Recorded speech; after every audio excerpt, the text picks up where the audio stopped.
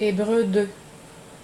C'est pourquoi il nous faut prendre garde de plus près aux choses que nous avons entendues, de peur que nous les laissions s'échapper.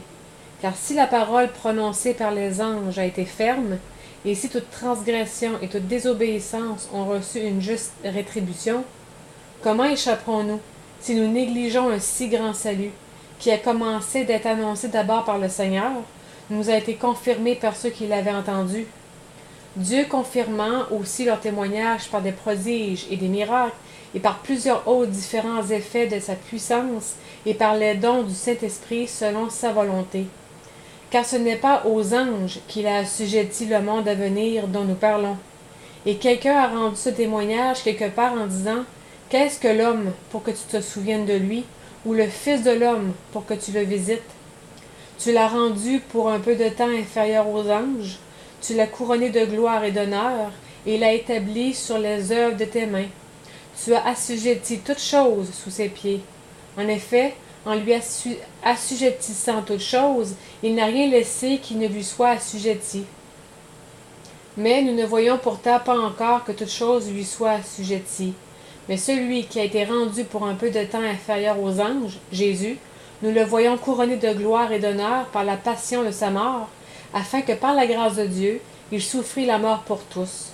Car il était convenable que celui pour qui sont toutes choses et par qui sont toutes choses, puisqu'il a amené plusieurs enfants à la gloire, consacre le prince de leur salut par les afflictions.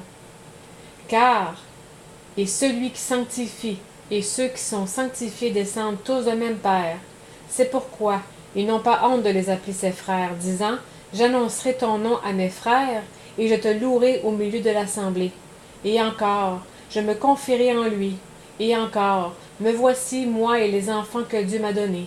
Ainsi donc, puisque les enfants participent à la chair et au sang, lui aussi de même a participé aux mêmes choses, afin que par la mort, il rende impuissant celui qui avait le pouvoir de la mort, c'est-à-dire le diable, et qu'il délivre tous ceux qui, par la crainte de la mort, étaient assujettis toute leur vie à la servitude. Car en vérité, il n'a nullement secouru les anges, mais il a secouru la postérité d'Abraham.